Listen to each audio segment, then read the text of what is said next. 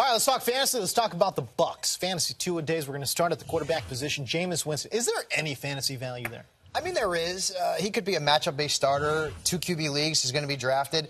He's certainly an upgrade over Mike Glennon and Josh McCown from last year. And Dirk Cutter, the new offensive coordinator there, he's had some success with quarterbacks in the past, like David Garrard, for example. So I don't know that he's draftable in a 10-team league, but I think his fantasy impact is going to be felt in that Mike Evans and Vincent Jackson have a more reliable quarterback throwing them the football. All right, speaking of Mike Evans, finished as a top 10 wide receiver last year. Very surprising, had double-digit touchdowns. Does he repeat that performance again in 2015, Marcus? I don't know about the double-digit touchdowns. I think the touchdowns go down, but I think the yards go up. I think what happens is when they get near the red zone, obviously Mike Evans is a fantastic red zone target because of his size, but I do think you're going to see some of those targets maybe go in the direction of Austin Seferian-Jenkins this year. So ASJ. Yeah, I think so. So I think the production will end up being about the same. It'll just happen in a slightly different way. I really like Mike Evans. That's the one thing about Jameis Winston is that he likes to throw the ball and try to fit it into tight windows. Like working with Johnny Manziel again. Yeah, that's the thing. That's a great thing for fantasy because he doesn't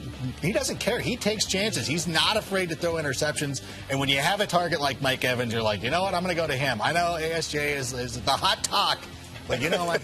Get that out of your mind.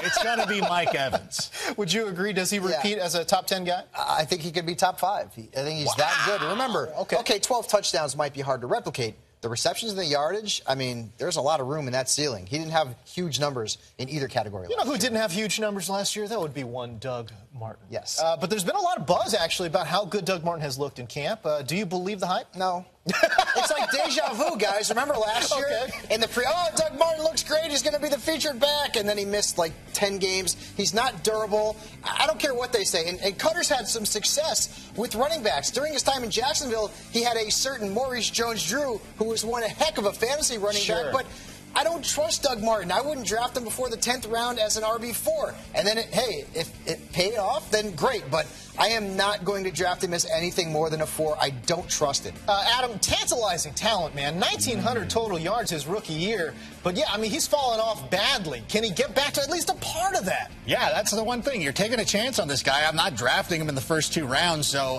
later on in drafts, because that's what I like to do. I like to load up on running backs. And really, when you're starting to do that, when you're drafting rookies and you're drafting guys like Doug Martin, you just need one of them to pay. Just one. You just need one of them to pay off, and then you're golden. What round do you take Doug Martin in? I'll take him in round 10 or 11 and then be happy when he produces. I believe. I believe. All right, be sure to sign up for free right now, NFL.com/fantasy. We'll see you.